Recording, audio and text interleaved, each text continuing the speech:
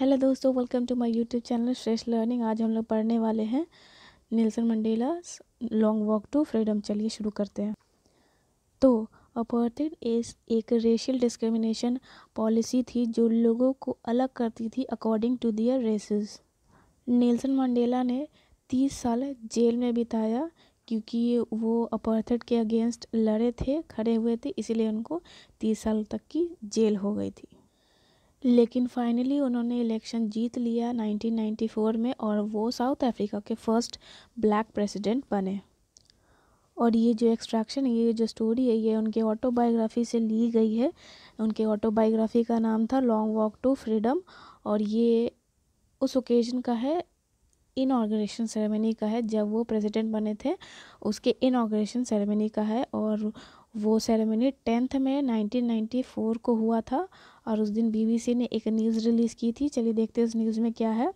उस न्यूज़ में लिखा है कि Nelson Mandela first black president बने साउथ अफ्रीका के और वहाँ पर 3 सेंचुरी से गोरो लोगों ने राज किया, वाइट सुप्रीमेसी था। और नेल्सन मंडेला की पार्टी अफ्रीकन नेशनल कांग्रेस ने 252 सीट्स जीता था 400 में से और वो फर्स्ट ब्लैक प्रेसिडेंट बन गए। जो इनॉग्रेशन सेरेमनी थी वो प्रिटोरिया में हुई थी, यूनियन बिल्डिंग्स के एम्पी थिएटर में। और वहाँ करीबन 140 देश से लोग आए हुए थे और अलग अलग वर्ल्ड लीडर्स आए हुए थे अलग अलग देश से। और उन्होंने कहा था कि आज के बाद इस धरती पर एक दूसरे पे अत्याचार नहीं होगा, ऐसा अत्याचार नहीं होगा। अब ये लैंड अब ऐसा अत्याचार अब कभी एक्सपीरियंस नहीं करेगी। और प्रिटोरिया की गलियों में सारे लोग जश्न मना रहे थे, सारे कलर के लोग आपस में मिल गए थे, गोरे काले सारे कॉम्प्लेक्शन के लोग आपस में मिल गए थे, नाच रहे थे, गा रहे थे, डांस कर रहे थे, खुशियाँ मना रहे थे, जश्न मना रहे थे। अब होती है मेन स्टोरी स्टार्ट। तो उस दिन 10 मई का डेट था, 10 मई 1994। और नेल्सन मंडेला कहते हैं कि पिछले कुछ दिनों से मेरे आसपास बहुत ही बड़े बड़े वर्ल्ड लीडर्स आए हुए हैं मुझे रिस्पेक्ट देने के लिए बिफोर द इनॉग्रेशन सेरेमनी। और ये इनॉग्रेशन सेरेमनी साउथ अफ्रीका का सबसे बड़ा इनॉग्रेशन सेरेमनी होगा जहाँ सारे इंटरनेशनल गैदरिंग्स हुए हैं। यहाँ दशकों से वाइट सुप्रीमेसी का राज हुआ करता था, राज किया करते थे। लेकिन अब ये नज़ारा है एक रेनबो गैदरिंग का जहाँ सारे कलर के लोग आए हुए हैं और साउथ अफ्रीका के डेमोक्रेटिक गवर्नमेंट को इंस्टॉल करने के लिए यहाँ सारे लोग उपस्थित हुए हैं। और उस दिन उनको कंपनी देने के लिए उनकी बेटी भी वहाँ पे मौजूद थी। और पोडियम पे मिस्टर डी क्लर्क जो कि सेकंड डिप्यूटी प्रेसिडेंट बने वो भी वहाँ पे थे। और थैबो बेकी वो फर्स्ट डिप्यूटी प्रेसिडेंट बने और mister de Klerk second deputy president बने। और अब आई थी नेल्सन मंडेला की बारी। अब उन्होंने प्लेज लेना शुरू किया। तो उन्होंने ये प्लेज लिया कि मैं अपने संविधान के प्रति और अपने लोगों के प्रति खुद को मैं समर्पित करता हूँ और मैं इस संविधान की और इस यहाँ की लोगों की रक्षा करूँगा, उनका रिस्पेक्ट करूँगा। आगे वो कहते हैं कि आज हम लोग जो यहाँ पे मौजूद हुए हैं तो इस नई आज़ादी को सम्मान और आशा देने के लिए हम लोग यहाँ मौजूद हुए हैं। ये जो इतने सालों से ह्यूमन डिज़ास्टर हुआ, बहुत एक्स्ट्राऑर्डिनरी ह्यूमन डिज़ास्टर हुआ, तो अब वो ख़त्म हुआ और एक नई सोसाइटी का जन्म हुआ है जिस पे सारी ह्यूमैनिटी को प्राउड होगा।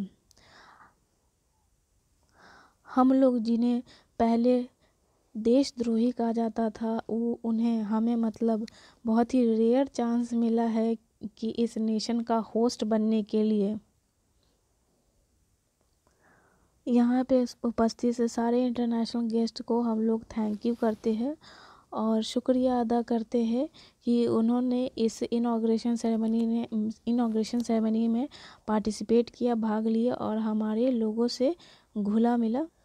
तो हम लोग सबका शुक्रिया अदा करते हैं। आखिरकार हमने आज़ादी पा लिया, हमें आज़ादी मिल गई और हम लोग आज ये प्लेज लेते हैं, प्रण लेते हैं कि हम उन सारे लोगों को आज़ाद करेंगे, लिबरेट करेंगे जो भूख से जो गरीबी से गुज़र रहे हो, भूख से गुज़र रहे हो, जो जहाँ जेंडर डिस्क्रिमिनेशन हो रहा हो, कास्ट डिस्क्रिमिनेशन हो रहा हो, कहीं सफरिंग हो रही हो, किसी तरह का डिस्क्रिमिनेशन हो रहा हो, हम लोग उन सारे लोगों को आज मिलकर आज़ाद करेंगे। उन्होंने आगे कहा कि सूरज आज तक इससे पहले कभी नहीं इतना ग्लोरियस हुआ, इतना शानदार हुआ हमारे इस अचीवमेंट पे। आगे वो कहते हैं, let freedom reign, God bless Africa. Freedom को राज करने दो, गॉड ब्लेस अफ्रीका। कुछ क्षण बाद, कुछ देर बाद उन सब ने आसमान की तरफ देखा और उन्होंने देखा कि साउथ अफ्रीकन जेट्स हवा में हेलीकॉप्टर से कुछ स्टंट्स परफॉर्म कर रही है यूनियन बिल्डिंग्स के ऊपर। नेल्सन मंडेला कहते हैं कि ये सिर्फ मिलिट्री फोर्सेस की काबिलियत का प्रदर्शन नहीं था, बल्कि ये प्रदर्शन था मिलिट्री फोर्सेस के वफादारी का डेमोक्रेसी के प्रति और इस नए गवर्नमेंट के प्रति जो फ्रीली एंड फेयरली इलेक्ट हुआ है। साउथ अफ्रीका की जो डिफेंस फोर्स थी, पुलिस थी, और उनका सीना रिबन से और मेडल से सजा हुआ था और उन्होंने ये प्लेज लिया और मुझे सल्यूट किया। उन्होंने ये प्लेज लिया कि वो अपने देश के प्रति वफादार रहेंगे। नेल्सन मंडेला कहते हैं कि मैं अभी तक ये नहीं भूला कि आज से कुछ साल पहले ये मुझे सल्यूट तो नहीं करते, लेकिन मुझे अरेस्ट ज़रूर कर लेते। फाइनली कुछ जेट्स आए और वो एक कतार में चलने लगे और उन्होंने मिलकर रेड, ब्लैक, ब्लू, ग्रीन और गोल्ड कलर का स्मोक दिया और स्मोक छोड़ा और वो साउथ अफ्रीका का फ्लैग बन गया हवा में।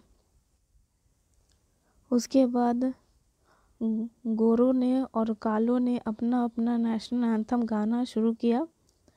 गोरे लोग गा रहे थे नकोसी सिकेलिल ई अफ्रीका और ब्लैक लोग गा रहे थे डाई स्टीम, जो कि पुराना एंथम था साउथ अफ्रीका का।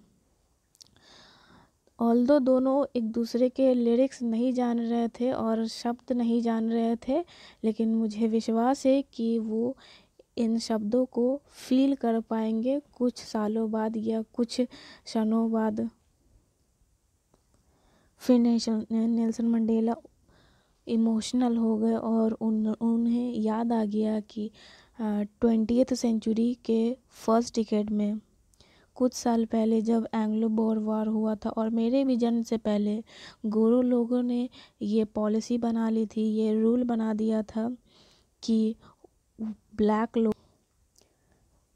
ब्लैक और वाइट लोग अलग अलग है। मतलब उन्होंने एक रेशियल डिस्क्रिमिनेशन बना दिया था अगेंस्ट डार्क स्किन्ड पीपल। ये जो भी उन्होंने रूल रेगुलेशन बनाया था, पॉलिसी, वो इस सोसाइटी का सबसे हार्श और सबसे इनह्यूमन, सबसे क्रूर कानून उन्होंने बनाया था। लेकिन अब ये मेरा 8वां डिकेड है और अब ये सिस्टम, कानून पूरी तरीके से बदल गया है, रिप्लेस हो गया है और अब यहाँ पे लोगों को अपना राइट्स मिलेगा, लोगों को अपनी आज़ादी मिलेगी और यहाँ पे कोई कलर डिस्क्रिमिनेशन कुछ नहीं होगा। सिस्टम पूरी तरीके से बदल गया है। और आखिर वो दिन आ गया जब ये मोमेंट आया है। ये सब जो भी हुआ, ये वो थाउजेंड्स लोगों की कुर्बानियों के कारण हुआ और उनके हिम्मत के कारण हुआ है और उनका हिम्मत और साहस कभी भी काउंट नहीं किया जा सकता और ना ही कभी उनको रीपे किया जा सकता है। उस दिन मैंने यह एहसास किया कि मैं उन सब लोगों का सम हूँ, मैं उन सब लोगों का टोटल, मतलब जो भी लोग पास्ट में जिन्होंने सेक्रीफाइसेस किए हैं, कुर्बानियाँ की है, मैं उनका ही एक हूँ। मतलब वो उनके प्रति, मतलब वो उन सारे लोगों के प्रति खड़े थे जिन्होंने वो सारे सेक्रीफाइसेस किए, सारी कुर्बानियाँ की। और उस दिन मुझे ये बहुत बुरा लगा कि मैं उन सभी लोगों का धन्यवाद नहीं कर सका, और वो यहाँ पे नहीं मौजूद है ये देखने के लिए कि उनकी कुर्बानियाँ बेकार नहीं गई। उनकी कुर्बानियाँ और सेक्रीफाइसेस ने आज क्या कर दिखाया है, आज क्या रंग लाया है। ये अपार्थाइड का पॉलिसी बहुत ही लॉन्ग लास्टिंग और बहुत ही गहरा ज़ख्म छोड़ दिया है मेरे और मेरे कंट्री के ऊपर, मेरे कंट्री के लोगों के ऊपर। और ये कम से कम जनरेशन्स तो नहीं, लेकिन ये बहुत साल तक ये दर्द रहेगा। ये सारी ऑपरेशन, इन सारी हरकतों की वजह से ये सारा जो हुआ टॉर्चर, ये सारा जो टॉर्चर हुआ, इनके वजह से कुछ महान लोग हमारी धरती पे पैदा हुए हैं, जैसे कि ओलिवर थॉम्बस जैसे लोग, वॉल्टर सिसुलस जैसे लोग, चीफ लुथुलस जैसे लोग, और यूसुफ डॉबोस जैसे लोग, और ब्राम फिशर्स जैसे लोग। इन सब की सारी वजह के कारण ऐसे लोग हमारे धरती पे पैदा हुए। मतलब इतना ज़्यादा इनजस्टिस हुआ हमारे साथ, इतना ज़्यादा क्रूरता हुआ हमारे साथ, इतनी ज़्यादा हमें ज़िल्लत सहनी पड़ी, हमारा फ्रीडम छिन गया। तो इन सारी वजह से ये सारे महान हस्ती पैदा हुए हैं। मेरा देश मिनरल्स और जेम्स से बहुत रिच है, लेकिन मैं जानता हूँ कि मेरे देश की असली दौलत, असली धन मेरे देश के लोग हैं, जो हीरे से भी ज़्यादा प्योर और सच्चे हैं। मेरे जैसे लोगों से, मतलब नेल्सन मंडेला कह रहे हैं कि मेरे जैसे जो दिखने वाले लोग थे, उनसे मैंने सीखा कि बहादुरी का सही मीनिंग क्या होता है।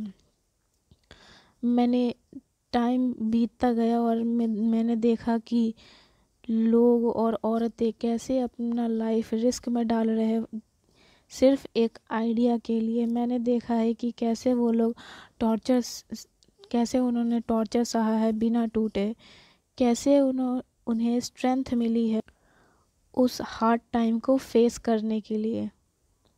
मैंने सीखा है कि बहादुरी तब नहीं जब आप में डर ना हो, बल्कि बहादुरी तब है जब आप डर के ऊपर जीत हासिल कर लेते हो, फतेह हासिल कर लेते हो।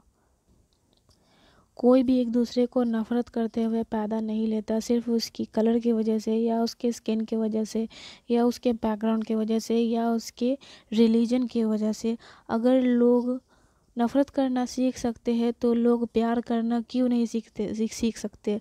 वो प्यार करना भी सीख सकते हैं अगर वो नफ़रत करना सीख सकते हैं तो, क्योंकि प्यार तो और नेचुरली आता है ह्यूमन हार्ट में। मतलब नफ़रत के कंपैरिजन में अगर देखा जाए तो प्यार जल्दी होता है, इंसान को प्यार और जल्दी उभर के आता है दिल में। जब मैं और मेरे लोग जेल में थे और हमें खूब मारा पीटा गया, खूब हमारे साथ जिल्लत की गई और हमारे लिमिट्स को पुश किया गया, मतलब हमें खूब मारा गया, तब जो हमें मार रहा था मैंने उसकी आंखों में भी एक इंसानियत देखी थी। कुछ क्षणों के लिए ही, कुछ पलों के लिए ही, लेकिन मैंने उसकी आंखों में एक इंसानियत देखी थी। और ये मुझे विश्वास हो गया कि प्यार जल्दी आता है, मतलब प्यार लोगों को आसानी से आता है दिल में। और बस इसी चीज़ ने मुझे हिम्मत दी। इंसान की अच्छाई एक ऐसी फ्लेम है, एक ऐसी लौ है जो छुपाई तो जा सकती है लेकिन बुझाई नहीं जा सकती। हर इंसान के लाइफ में दो कर्तव्य होते, दो तरह के ड्यूटीज़ होते। एक कर्तव्य ड्यूटी अपने परिवार के प्रति, अपने पेरेंट्स के प्रति, अपनी वाइफ के प्रति, अपने बच्चों के प्रति, और दूसरा जो ड्यूटी वो अपने कंट्री के प्रति, अपने कम्युनिटी के प्रति होता है।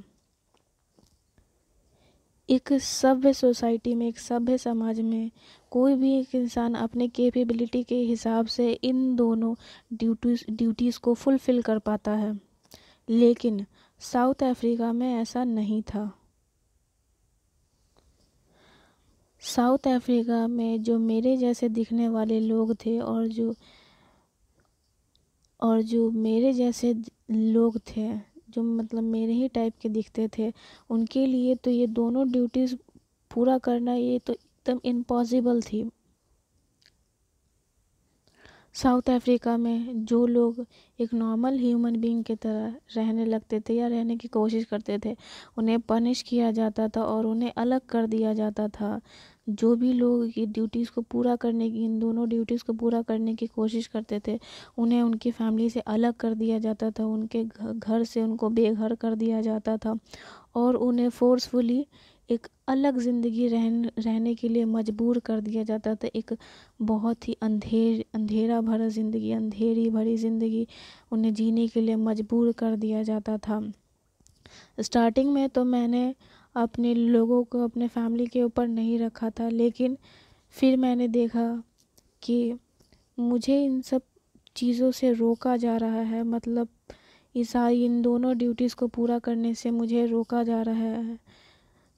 ड्यूटी मेरे फादर के प्रति, ड्यूटी मेरे वाइफ के प्रति, duty as a son, duty as a brother and duty as a husband. मैं इन सब को नहीं पूरा कर पा रहा था, इन सब ड्यूटीज़ को, क्योंकि मुझे ये पूरा करने की आज़ादी ही नहीं थी। ये मुझे फ्रीडम था ही नहीं। मैं आज़ादी की भूख के लिए नहीं पैदा हुआ था, मैं आज़ाद ही पैदा हुआ था, हर एक तरीके से आज़ाद। मैं अपने घर के बाहर खेलने के लिए था आज़ाद, मैं उन नदियों में तैरने के लिए था आज़ाद, मैं अपने गांव में दौड़ने के लिए था आज़ाद, मैं अपने खेतों में घूमने के लिए था आज़ाद था, मैं गायों और बैलों के ऊपर बैठने के लिए, उन पे खेलने के लिए मैं आज़ाद था। मैंने देखा ये जो मैं सोचता हूँ, ये जो मेरे मन में बातें आती है, ये सिर्फ एक इल्यूजन है, एक भ्रम है। जब मैं बड़ा हुआ, यानी कि जब नेल्सन मंडेला एक यंग मैन बन गए, तब उन्होंने रियलाइज़ किया कि उनका फ्रीडम तो ऑलरेडी उनसे लिया जा चुका है। तब उनके अंदर एक आज़ादी की एक भूख आई। पहले तो शुरू में उनको सिर्फ as a normal human being उनको ऐसा फ्रीडम चाहिए था जो कि एज अ स्टूडेंट को मिलना चाहिए। वो आगे कहते हैं कि एज अ स्टूडेंट मुझे सिर्फ खुद के लिए फ्रीडम चाहिए थी, मुझे सिर्फ पार्शियल फ्रीडम चाहिए थी, ताकि मैं घर से बाहर रह सकूँ, मतलब रात में घर से बाहर रहने की फ्रीडम, मैं जो चाहूँ वो पढ़ सकूँ उसकी फ्रीडम, मैं जहाँ चाहूँ वहाँ घूम सकूँ उसकी फ्रीडम, मैं कुछ भी चुन सकता हूँ उसकी फ्रीडम। उसके बाद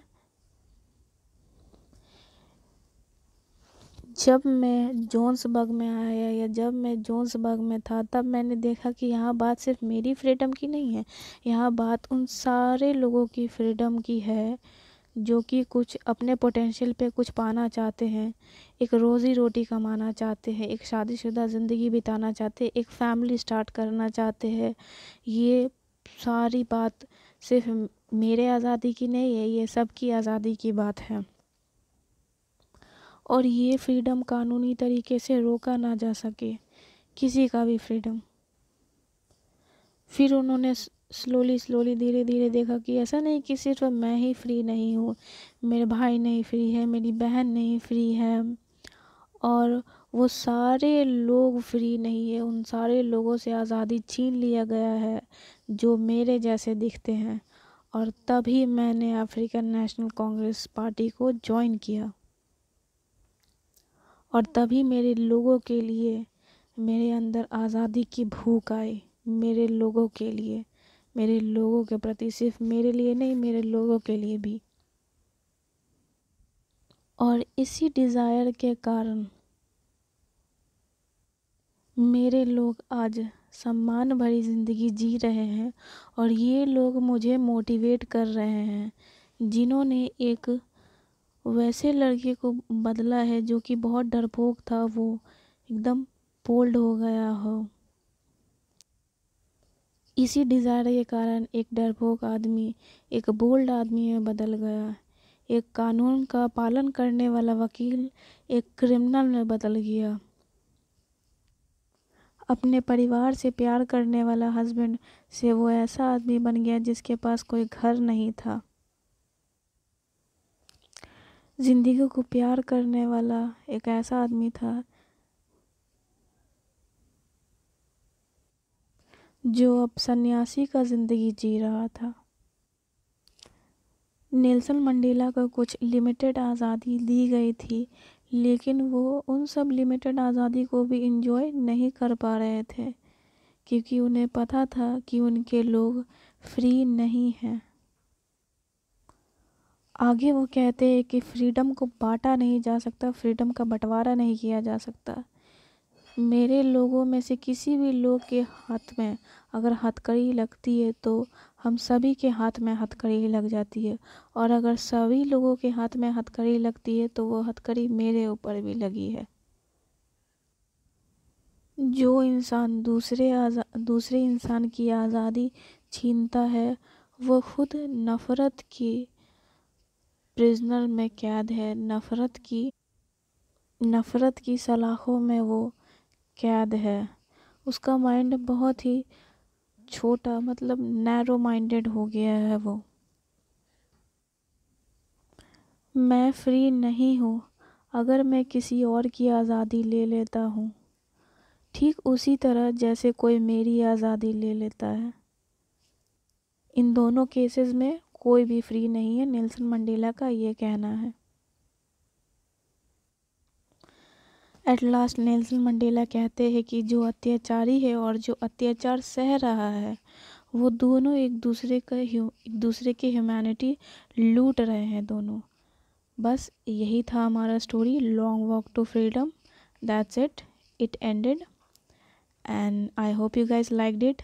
If you liked it, then please don't forget to subscribe to my channel and please hit the like button if you really